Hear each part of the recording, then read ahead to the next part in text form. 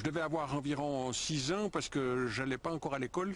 Ici, derrière ce mur, près de Capelle, on est venu avec mon papa essayer le cerf-volant qu'on avait construit. Et je suis venu buter contre ce mur en tirant la ficelle de mon cerf-volant qui volait.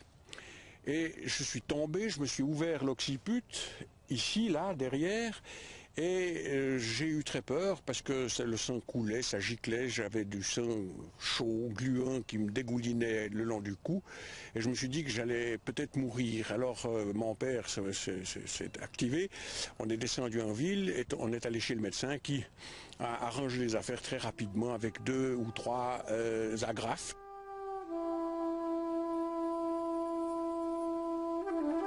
Devant cette espèce de miracle dont je me sentais l'objet, c'est-à-dire le sang qui s'arrête de couler, je me suis dit, mais ça, faire ce métier, c'est merveilleux, je vais devenir médecin.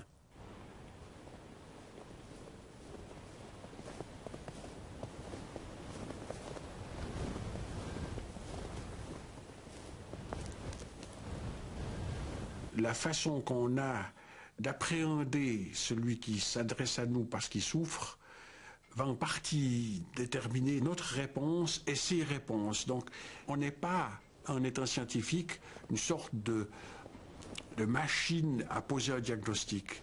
On est un être humain qui essaye, dans le brouillard, de comprendre quelque chose.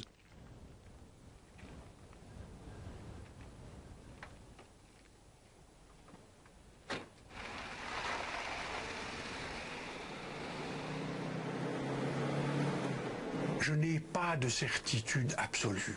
Les gens qui ont des certitudes absolues me font peur. Ils sont toujours prêts à construire des bûchers et à y brûler les hérétiques.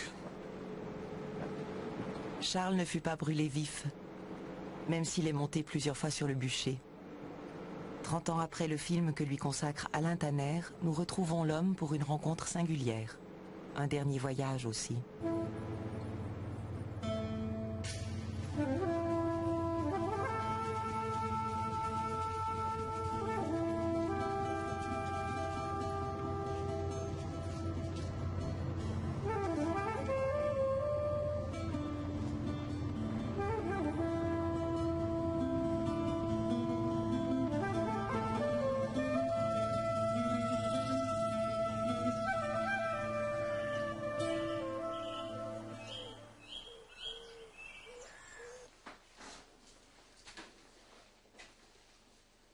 Voilà, dans cette machine, on voit le mercure qui monte là, puis que maintenant je vais le faire descendre. Voilà, j'entends le bruit du cœur. Il monte vite puis descend doucement. 150-85, donc ça va. Ça va, Ça va. Avec la dose que vous avez, on est bon. Quand on approche de quelqu'un, il y a tous les sens qui sont en éveil. Mais il faut faire attention de ne pas avoir une idée préconçue. C'est la rigidité qui me fait peur. J'aime pas être rigide. Il y a souvent justement toute une série de causes au malaise qui ne sont pas d'ordre physique, mais qui sont d'ordre social et relationnel dans le cadre de vie du malade. Et ça, pour moi, ça m'intéresse beaucoup.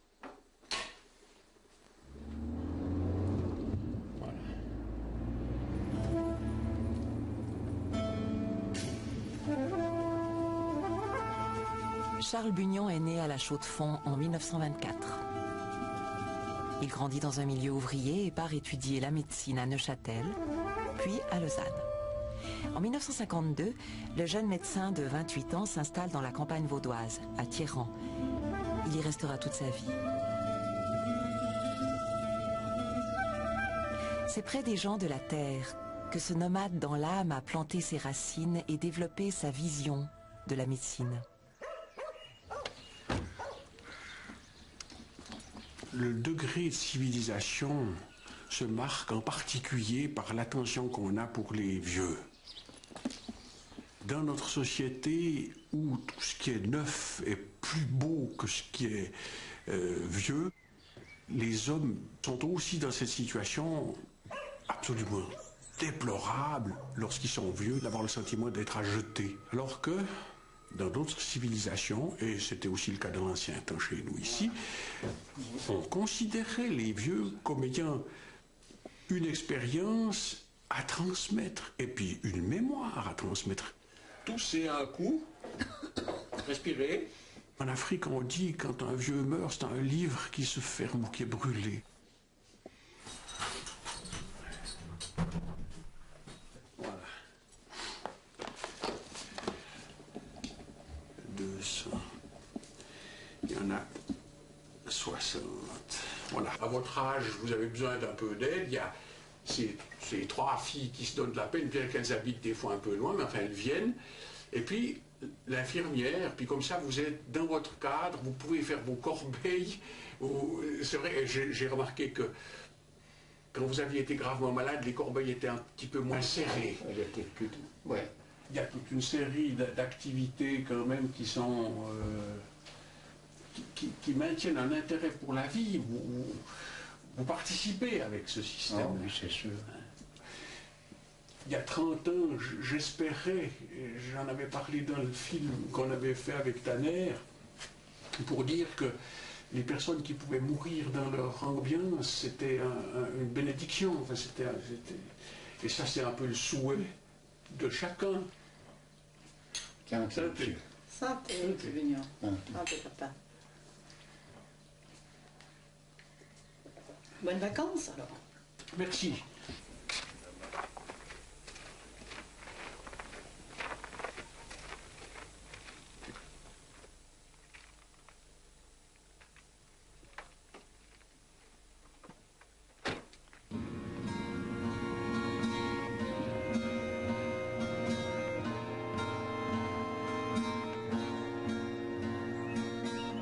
Toute sa vie, ce pionnier va s'engager dans des combats et résister, sans jamais se laisser abattre.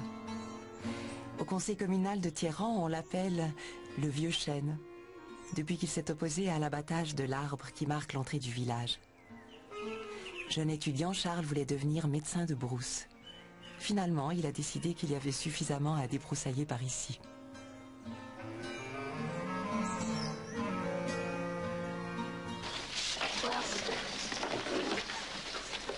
Pourquoi le sexe des hommes n'est pas le même que celui des femmes? À quel âge se forment les poils? Quel est le contraire des homosexuels? 1961. La Suisse met en circulation la première pilule contraceptive. C'est la révolution dans les rapports hommes-femmes. Celles-ci se mettent à prendre la parole, réclament de la tendresse et gèrent désormais leurs désirs. On commence à parler du droit à l'avortement et de la nécessité d'une éducation sexuelle plus poussée. Ainsi, en février 1967, la gauche réclame un programme d'éducation sexuelle dans les écoles du canton. Alors qu'un premier pas est franchi avec l'inauguration du planning familial, Charles Bugnon, lui, est sur le terrain depuis longtemps. Même s'ils se séparent, ça reste le père. Au cours de mon travail de médecin généraliste, j'ai soigné des enfants ici ou là, partout. J'étais médecin scolaire. Et puis un des maîtres de Penel-Jorat m'a dit un jour, il y a quand même beaucoup de questions qui m'embarrassent. Est-ce qu'éventuellement vous seriez d'accord de venir parler de la reproduction? Puis j'ai dit, mais volontiers. Puis j'ai été.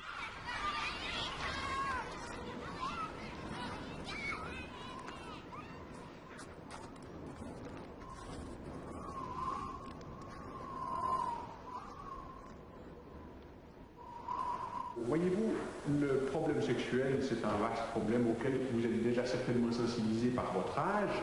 Vous savez que lorsqu'on est petit, eh bien, les tout petits enfants ne s'occupent pas des garçons et des filles. Jusqu'à 3-4 ans, ils ne voient pas la différence. À partir d'un certain âge, tout à coup, ils se rendent compte qu'il y a des garçons, qu'il y a des filles, qu'il y a des messieurs, qu'il y a des dames, etc. Et petit à petit, vous allez arriver à l'âge mûr et vous allez être capable de faire des enfants comme vos parents vous ont fait.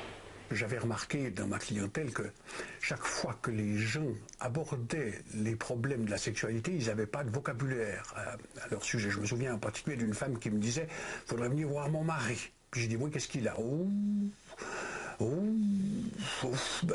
il a mal à la branche ». Elle savait bien que ce n'était pas le mot juste.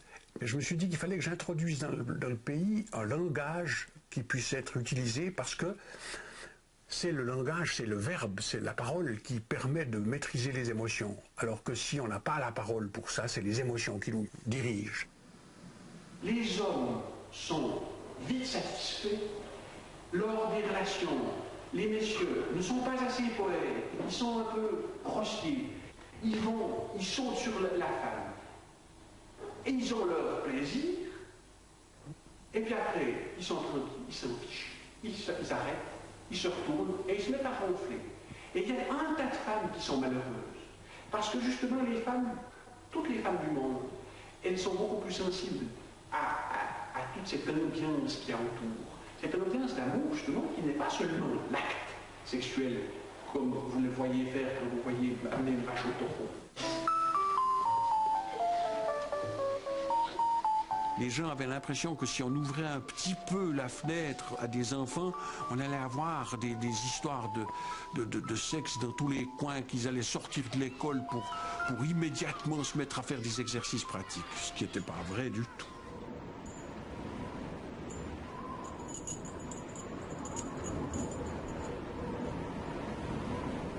Dans un contexte où le conformisme moral et religieux sévit toujours, Charles Bugnon se bat pour modifier les représentations que les élèves se font du sexe. On l'accuse alors de vouloir déboucher la jeunesse. Le film d'Alain Tanner, diffusé le 7 mai 1968 sur la télévision suisse romande, provoque un véritable tollé. Le jeune médecin perd un tiers de sa clientèle et se retrouve seul dans la tempête. C'est cependant grâce à ce film que le tout nouveau centre médico-social de Pro Familia lui propose de s'occuper de l'éducation sexuelle des jeunes. De 1969 à 1990, Charles Bugnon en sera le médecin responsable. Il visitera avec son équipe des centaines de classes du canton. Je sais pas. Je sais pas ce que ça veut dire, non? C'est non bête. Sa nomination crée la surprise et fait des vagues.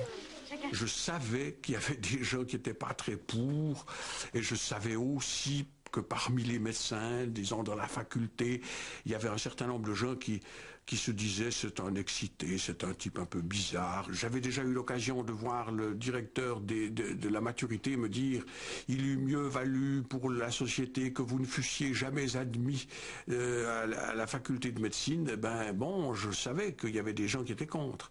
Et puis il y en avait toujours, et je me disais il y en aura toujours.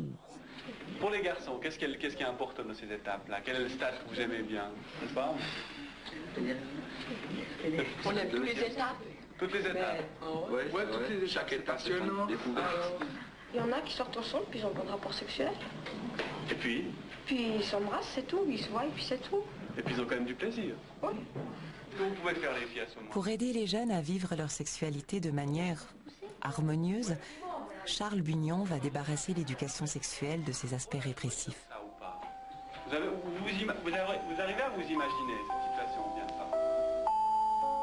Le sexe est à la portée de la main de chacun, pas seulement des prêtres, pas seulement des avocats, pas seulement des médecins, mais de tout un chacun. Je voudrais former une équipe dans laquelle il y ait des médecins, parce qu'il me paraît absolument important que sur le sujet de la sexualité, la médecine soit présente. Parce qu'effectivement, un des dangers que l'activité sexuelle fait courir aux gens qui la pratiquent, il y a des maladies qu'il faut connaître et puis par conséquent combattre et faire de la prévention. Donc les médecins sont indispensables. Mais c'est pas seulement ça qui compte. C'est aussi ce besoin que tous les êtres humains ont d'avoir de la tendresse, de pouvoir aimer et de pouvoir être aimé. Et pour moi, c'était ça qui était le primum movens, le moteur. Et qu'après coup, la réflexion sur les dangers peut venir. Mais il ne faut pas donner la réflexion sur les dangers d'abord. De quoi est formé le sexe de la femme et de l'homme? Comment fait-on pour sortir l'enfant du ventre quand on ne peut pas le sortir d'où il sort? Depuis quel âge on a des enfants? Donc je savais que pour aborder un sujet aussi difficile que celui-là, il y aurait des émotions et que parmi ces émotions, il y en aurait des bonnes et des mauvaises, mais que le fait de susciter des émotions était loin d'être une mauvaise chose, au contraire une bonne. Et j'ai toujours pensé que ce qui était important, ce n'était pas tellement le discours en lui-même que le climat dans lequel il était émis.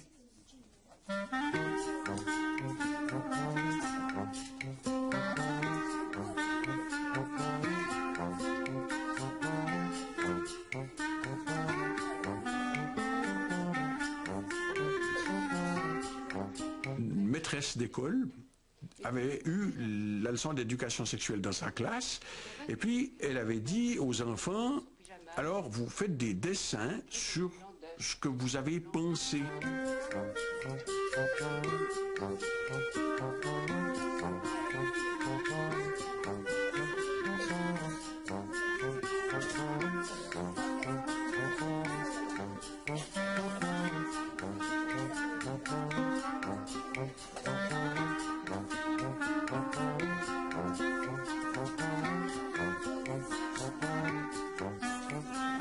Il y avait des dessins, dont un en particulier qui avait affolé le public. C'était une rue où il y avait des femmes en vitrine qu'on pouvait aller choisir. Au fond, c'était la rue des bordels. Et cet enfant avait dessiné ça en disant, dans la sexualité, il y a aussi ça chez nous, il n'y a pas, mais ça existe. En janvier 1973, ces dessins paraissent dans le quotidien 24 heures et provoquent la polémique. La maîtresse est menacée de renvoi. N'avez-vous vraiment rien d'autre à faire paraître dans votre journal? Hier, ma petite nièce me disait « Oncle, on critique souvent la conduite des jeunes. De vous faire part de l'indignation ressentie à la lecture de 24 heures du 6 janvier. Qu'un ancien conseiller national estime de son devoir de clamer son indignation me paraît grave. L'éducation sexuelle scolaire, si elle est faite par des personnes... Nous demandons si votre journal a encore sa place dans un foyer chrétien. Cela est une vraie orgie. Votre mise en page et vos procédés n'ont plus rien à envier à Paris Soir. Mon fils vient de renoncer à son abonnement. Votre journal favorise ceux qui cherchent à salir et à pervertir notre jeunesse. Le département d'instruction publique voulait prendre des mesures, il s'était réuni d'urgence, enfin il y avait toute une histoire. Et puis la VPOD, c'est-à-dire le syndicat des enseignants, pour protéger la maîtresse qui allait être mise à la porte, avait dit on va faire une discussion avec les responsables. Les responsables de l'éducation au département ont dit pour les problèmes du sexe, c'est Bugnon qui se débrouille. Personne n'a voulu venir. Moi j'y étais et la salle était bondée. Mais il y avait évidemment tous les extrémistes. Il y avait des gens de la faculté de théologie, il y avait des gens d'extrême droite, il y avait la Ligue marxiste révolutionnaire qui m'ont traité de mauvais. J'ai vécu ça assez difficilement parce que c'était pas facile de gérer 500 personnes qui hurlent. Enfin, il y a même eu des tomates lancées.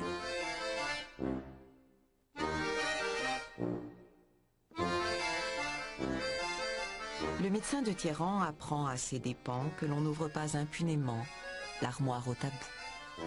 Mais il débloque la situation et la maîtresse incriminée n'est finalement pas licenciée. 25 ans plus tard, l'éducation sexuelle a pris ses quartiers en Suisse romande. Et puis Juliette. Le climat de confiance que Charles Bugnon a créé pour faire parler les enfants entre eux et répondre à leurs questions s'est structuré en véritable modèle pédagogique, repris aujourd'hui par l'ensemble des cantons romans. Alors, vos premières questions, c'était pourquoi le sexe grandit? Et puis, ce qui m'inquiète, c'est de faire l'amour avec un garçon. Alors, j'aimerais tout de suite vous dire que ça peut bien se comprendre que parfois vous soyez inquiétés par des sujets qui concernent les grands, ou qui concernent, ouais, vraiment des grands adolescents, ou qui concernent des adultes. Regardez celui-là. Ça me fait penser quand Christophe il a... Ah, ça c'est Si vous réfléchissez un petit peu à votre... Alors que les cours d'éducation sexuelle sont entrés dans les mœurs scolaires, Charles Bugnon a quitté ses fonctions à Pro Familia et continue à donner des conférences aux animateurs en éducation sexuelle. Toujours un peu la même chose. Les hommes, dans notre société, ont été éduqués dans une sobriété de l'expression des sentiments. Le combat avant-gardiste que le médecin de Thiéran a mené durant 20 ans pour une approche positive de la sexualité a été gagné. Si on pense aux parents, en tout cas les parents que vous avez eus, se sont acharnés à préparer leurs enfants à supporter la douleur et la frustration, mais jamais à préparer la jeunesse à recevoir et à vivre le plaisir.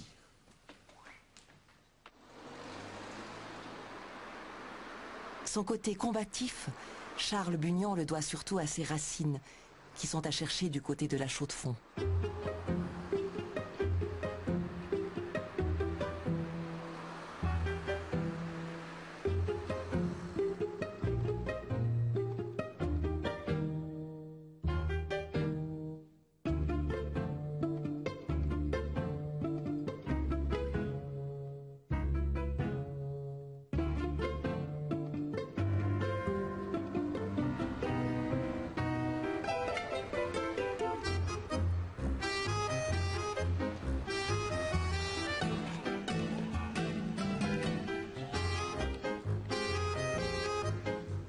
Ce café évoque pour moi la jeunesse de mon père, c'est-à-dire que mon père et mon oncle ont été élevés ici par mon grand-père et ma grand-mère qui avaient ce café à la rue de la Ronde.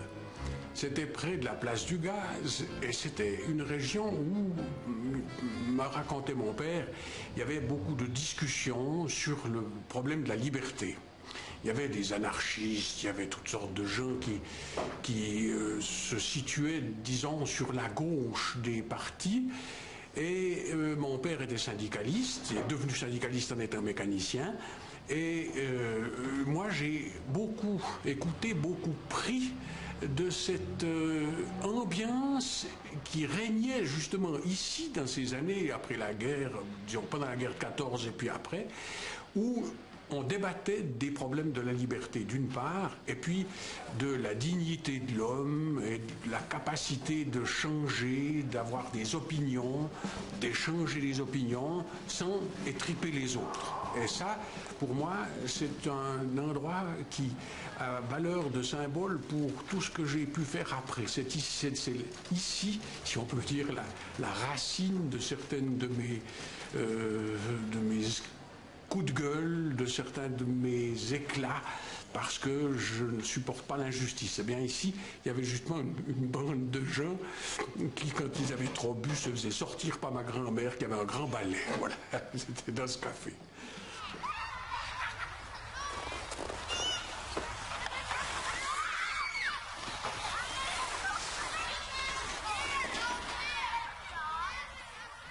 On rigolait, on faisait une farce. Ah ouais.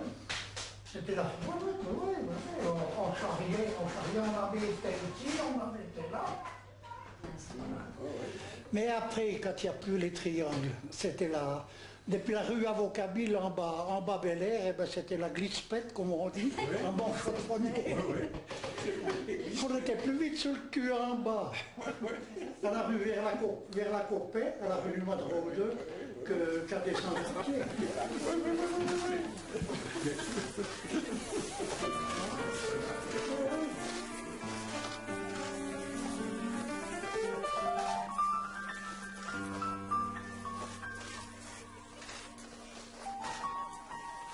Moi, j'ai raté une certaine année et puis je suis redescendue dans la classe de Charles. Je me sentais un petit peu en dehors, justement. Et les autres se connaissaient tous et puis j'étais là comme ça. Bon, j'ai trouvé quelques camarades, mais tu m'as pas tapé dans l'œil à ce moment, disons.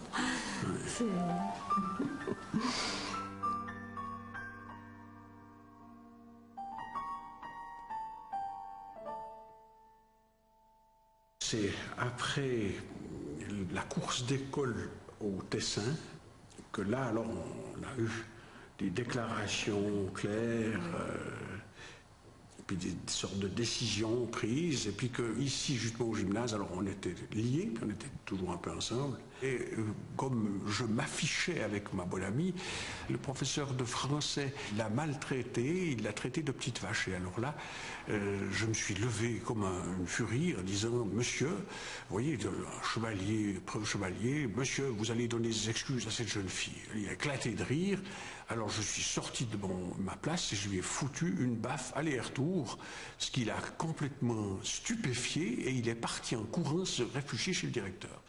Et puis moi je suis parti en claquant la porte tellement fort que les panneaux de la porte sont tombés.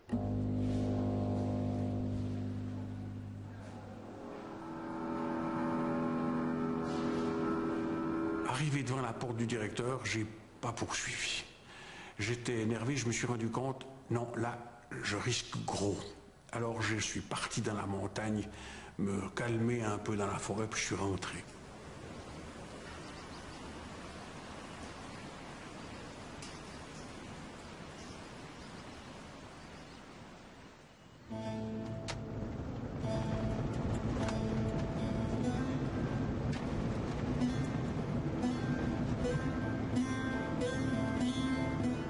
Séduite, Jacqueline s'est donc embarquée dans la vie avec son remuant chevalier.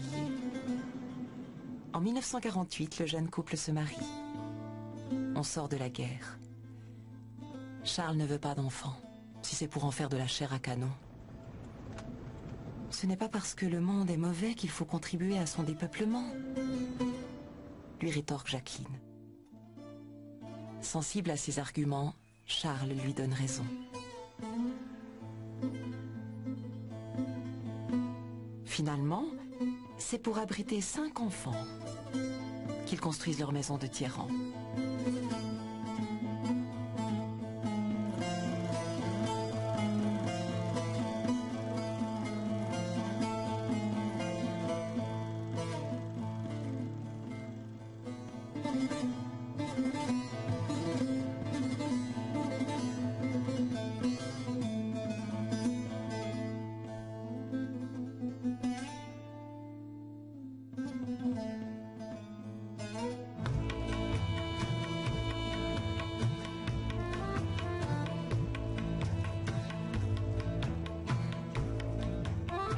En 1966, mes enfants étaient américanisés et j'ai eu envie de faire des grands voyages pour leur montrer au fond d'où vient l'Occident.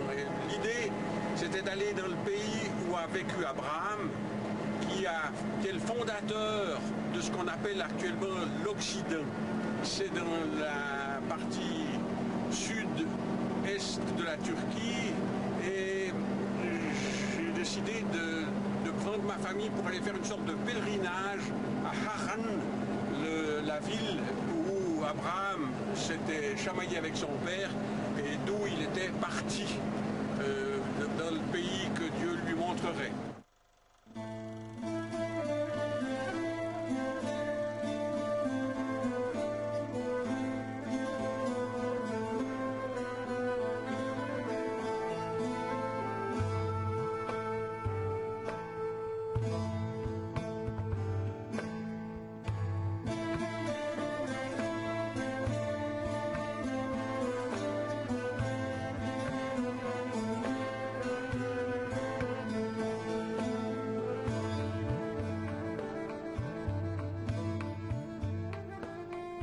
Quand je suis ici, je suis monsieur le docteur, je suis monsieur le conseiller communal, je suis monsieur le municipal, je ne sais pas quoi.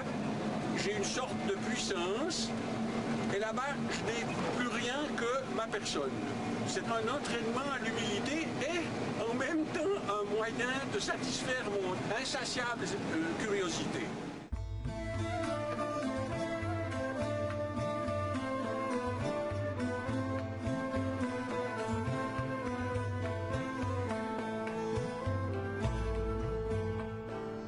On était dans un endroit près de Sardes et les gens sont venus très nombreux, on pensait qu'il n'y avait personne, ils étaient là et ils étaient curieux, ils voulaient tout savoir, tout toucher, tout bon. Et puis tout à coup, il y en a un qui est venu, c'était l'instituteur, il savait l'allemand. Alors on a parlé et puis il m'a dit mais je vais faire venir le poète. Et le poète, il est allé le chercher, il est venu, c'est un jeune homme de 18 ans comme ça. Ce poète a écouté ce que tout le monde lui racontait. Et puis tout à coup, il s'est assis, il a pris une certaine position et il a commencé un chant dans lequel c'était le chant du docteur avec 5 enfants et une seule femme qui voyage et qui va au pays d'Abraham.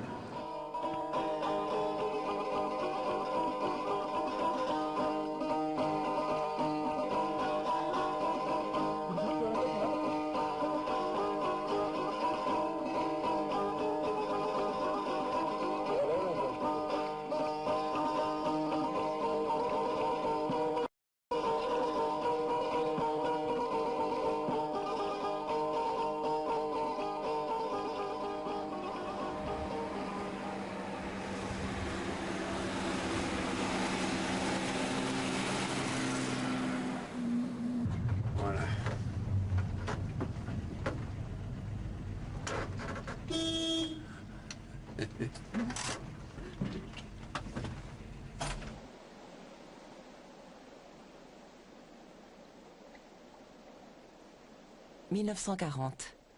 Charles a 16 ans. La mobilisation générale interpelle son sens patriotique.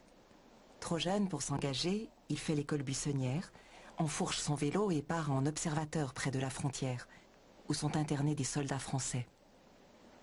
En 1940, quand il s'est agi de ce qu'on a appelé la débâcle française, je savais qu'il y avait une armée française qui venait de là-bas et qui risquait d'être internée ici, au pont de Biaufond. J'étais caché dans les bois, là, avec une lunette d'approche.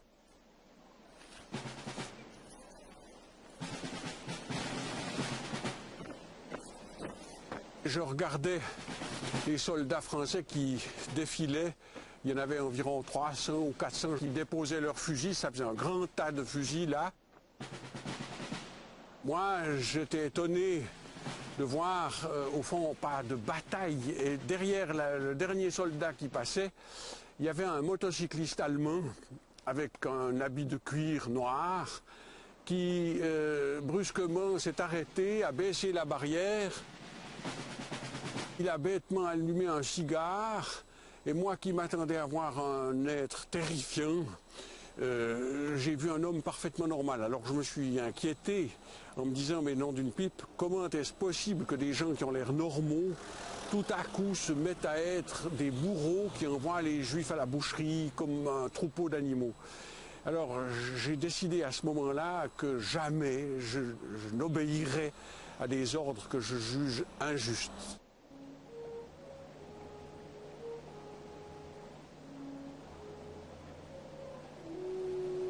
J'ai appris en 1942 du papa d'un de mes amis juifs que les Allemands avaient décidé de faire mourir tous les juifs.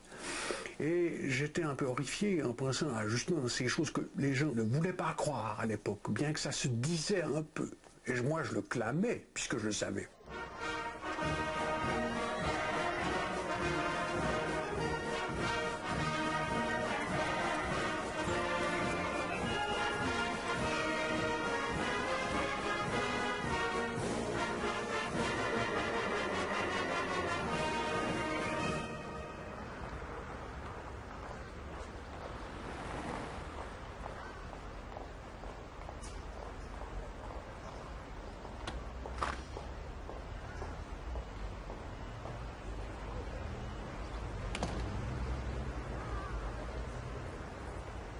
Le projet nazi, Charles le connaissait d'autant mieux qu'ici, à la Chaux-de-Fonds, dans la cour de sa maison d'enfance, il voyait par les vitres de l'usine d'armement les pointes de fusées que la Suisse fabriquait durant la guerre.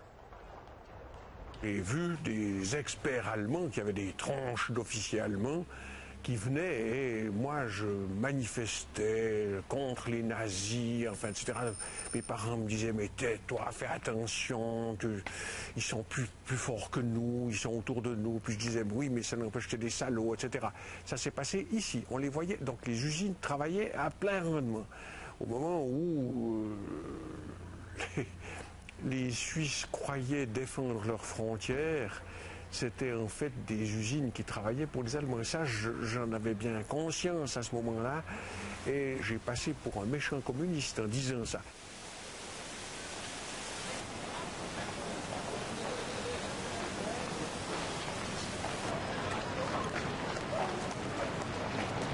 L'ambiance générale de la Suisse, elle était trouble.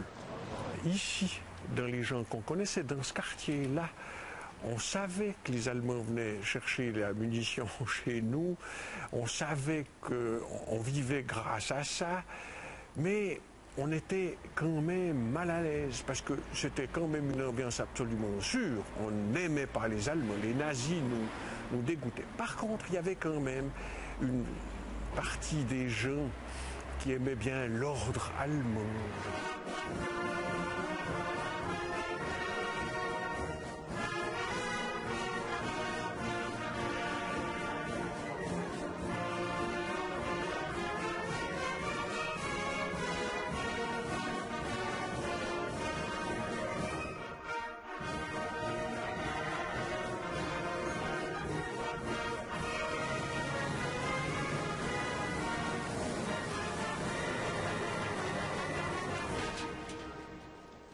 je travaillais au Plan Wahlen, dans la campagne, et là, on me prenait pour un juif polonais.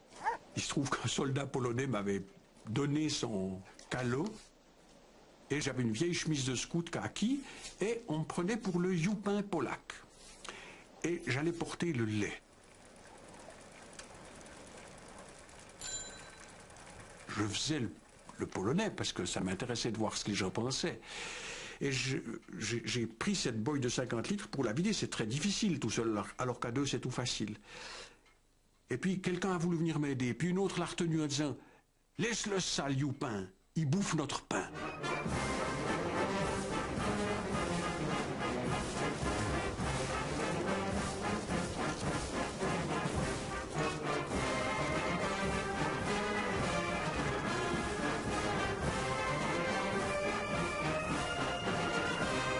Après s'être fait passer pour fou et réformé au recrutement, Charles Bugnon est convoqué 10 ans plus tard comme médecin complémentaire non armé au château de Colombier près de Neuchâtel.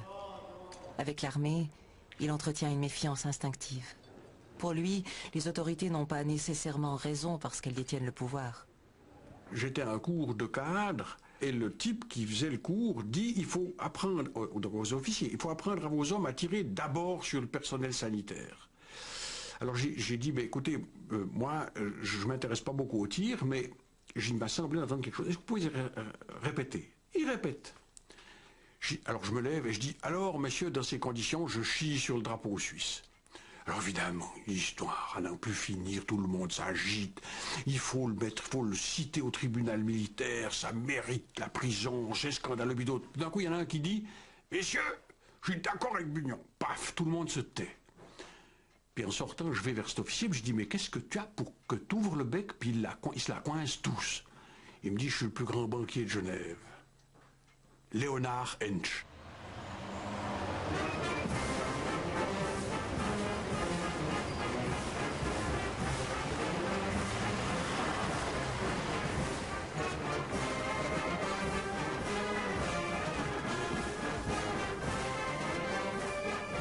J'ai jamais douté qu'il fallait une armée, mais je voulais qu'on puisse la critiquer et non pas seulement voir dans l'armée la seule défense possible. Pour moi, résister, parce que j'étais impressionné par Gandhi, pour moi, résister, c'est beaucoup plus important, beaucoup plus profond. C'est pas seulement avec des armes, des pétoires et des trucs de ce genre qu'on peut résister. C'est à l'intérieur de soi, résister à l'injustice.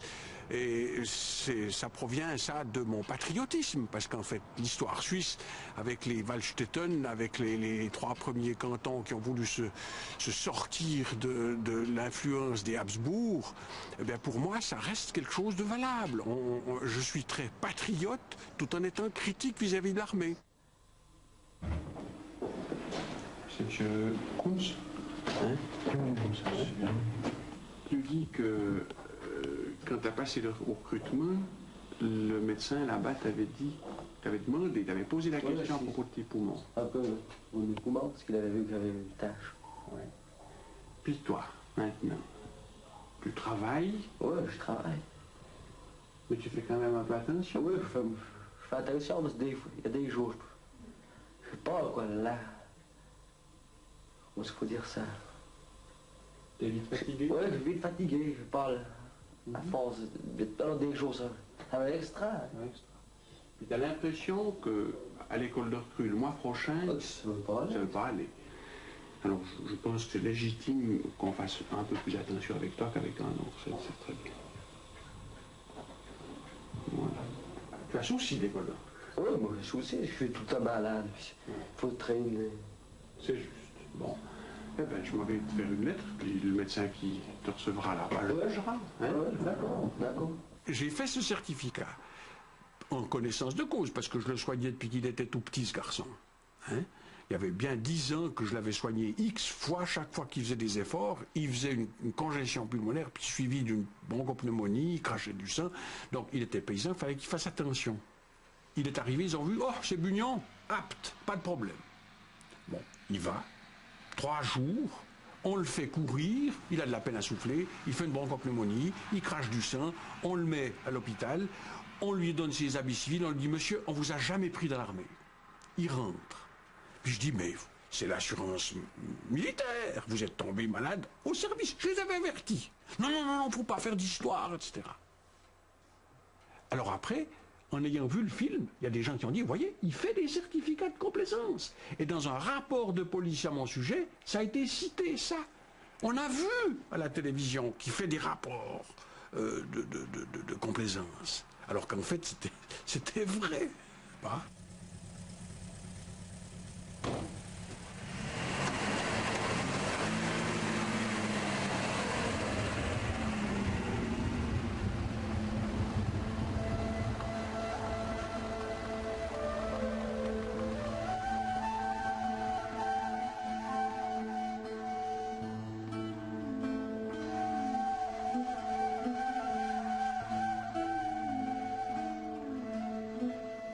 Alors justement, il m'a absolument promis que c'était pas vrai.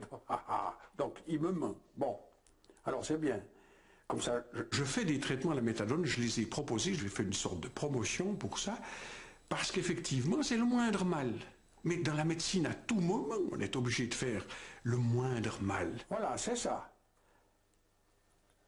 Voilà. Parce que moi, je lui ai dit, la tête que vous avez, j'ai quand même l'impression que vous prenez de la méthadone. Et puis alors, évidemment, il me jurait ses grands dieux que c'était pas vrai. La méthadone a des qualités particulières qui avaient été expérimentées, alors, en Angleterre, en Amérique. Et conscient de la valeur de ce produit, je pensais qu'il fallait l'utiliser, je l'ai proposé. Et pendant 3 ans, je l'ai proposé, on me disait toujours, le problème est à l'étude, le problème est à l'étude, mais rien n'avançait parce qu'on ne voulait pas le savoir. On voulait faire à tout prix un monde juste, bon, propre, sans drogue. J'avais été nommé médecin responsable de l'éducation sexuelle de la jeunesse à fin 69 et j'ai commencé à aller dans les classes en 70. Et puis à partir de ce moment-là, 70, 71, ici ou là, on a commencé à parler de drogue dans les journaux aussi, etc. À l'époque, c'était insupportable. La drogue étant le mal, et le fait qu'elle soit interdite étant le bien. Or, moi, en voyant ces drogués, je me suis rendu compte que c'était des malades qui étaient crochés. Je savais par mes études que ces substances tirées du pavot, c'est-à-dire les opiacés, ont une capacité extraordinaire de faire l'assuétude, c'est-à-dire qu'on est accroché, on ne peut pas s'en passer. Or, les juristes et les gens, en général, pensaient qu'il n'y a qu'à s'en passer, il n'y a qu'à. Vous voyez, moi, je me passe bien de ça, donc il n'y a pas besoin. Hein. Et moi, je disais, mais ils sont accrochés, ils sont malades, il faut les soigner. Je suis un des seuls qui s'en sont sortis, qui ont survécu à la contagion de l'HIV avec les injections à l'époque. Et puis, c'est surtout le fait de m'avoir appris cette notion d'hygiène qui m'a sauvé. La semaine d'avant, ça allait, c'est disant ce qu'on a vu cette semaine, là, je pense qu'il y a un petit problème de comptage, ça va pas, je crois qu'il va augmenter. Faut augmenter, ça fait combien? On va dire une centaine de pastilles. Quoi. Ouais. Alors... Tu sors ta balance. Ouais. Là, il y en a 50. Les choses se sont un petit peu aggravées, il y a eu des arrestations, etc. Et le médecin cantonal a réuni les gens qui s'occupaient et de médecine sociale et préventive, et de la jeunesse, et de la répression. La séance à peine ouverte, le procureur dit « Je rentre d'une assemblée des procureurs auquel j'ai assisté et le procureur de Munich nous offre l'ancien camp de Dachau pour remettre ses chevelus au travail. » Stupéfait, le docteur Bugnon s'élève contre cette solution insupportable. Il lui oppose une attitude d'ouverture et de compréhension en faveur d'une jeunesse qu'il sent en mal de repère. Suite à son intervention, la proposition de Dachau est définitivement enterrée. En revanche, le combat qu'il entame pour remplacer la peine d'un toxicomane par un traitement à la méthadone lui coûtera cher. Nous sommes en 1977. J'ai proposé à ce juge de faire un traitement de méthadone. Et le juge m'a donné le mandat. M'a dit, bon, d'accord, mais vous en donnez combien? Puis je lui ai dit, ma foi, ils en ont besoin, il y a un problème, c'est l'accoutumance, ils en ont besoin des fois de beaucoup. Mais je leur en donne assez, comme l'État fait avec vous quand il vous paye, pour que vous ayez assez d'argent pour être quitte de voler les gens qui tombent entre vos mains. Eh bien, pour eux, je leur en donne assez de cette méthadone pour qu'ils ne soient pas tentés par l'héroïne et le monde des dealers. Alors le juge a souri légèrement et a dit, bon d'accord, c'est votre affaire, c'est une affaire médicale, moi je n'entre pas ni de compte, vous faites. Et combien de temps vous faut-il? Je dis, longtemps, il faut au moins 3 ans. Bon, ben on se retrouve dans 3 ans puis on verra. Et j'ai averti le médecin cantonal que je voulais faire ce traitement et que j'avais ce mandat. Et j'ai reçu une lettre du Conseil d'État 2 jours avant que je parte en vacances. J'avais tout préparé pour la distribution de cette méthadone chez les pharmaciens. J'avais tout ça fait dans le bon ordre, en ayant averti le médecin cantonal. Et je reçois une lettre 2 jours avant de partir qu'il m'était interdit de faire ce traitement, d'une part, et des doses pareilles, en tout cas pas. Révolté, Charles Bugnon passe outre et se trouve condamné à 1000 francs d'amende. Sa rage face à l'injustice et la bêtise se solde par une hernie discale. Il se retrouve sur la table d'opération, hors circuit pendant 6 mois et couvert de dettes. Même si les autorités, débordées, finiront par se résoudre aux traitements pour lesquels il s'est battu, le médecin de Théran est amer. Il est au bord de l'exil.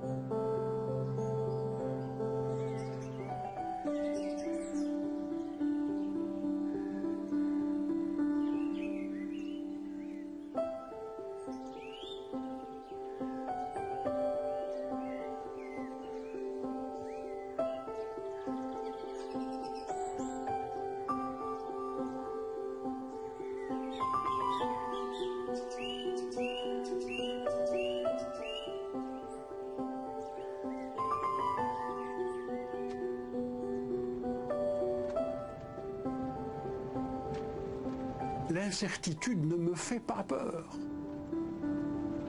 Mais d'envisager un voyage, Dieu sait où, dans l'inconnu, séparé de ma femme, ça c'est le plus dur, mais nécessaire, personne n'y échappe.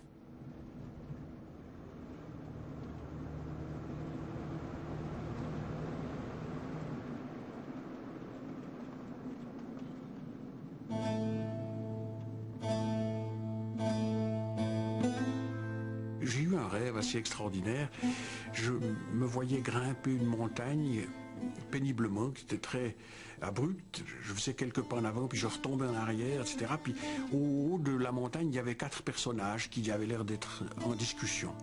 Et ces 4 personnages, j'ai cherché à les voir tout en grimpant, et je me suis rendu compte qu'il y avait Abraham, Élie. Abraham était son frère en brun, Élie en blanc, Pythagore, curieusement, en noir, et le Christ en crème. Je me dis, mais c'est extraordinaire, il faut absolument que j'arrive à ce sommet parce que j'aurai plus jamais l'occasion de voir ces 4 personnages. Alors je fais des efforts surhumains, je monte, je m'approche, et tout à coup Abraham entend le bruit des cailloux, se retourne et me dit, mais t'énerve pas, de toute façon on t'attend. Alors je me suis assis, je me suis dit, de toute façon ils m'attendent, je suis tranquille, je les verrai. Puis le rêve s'est terminé là.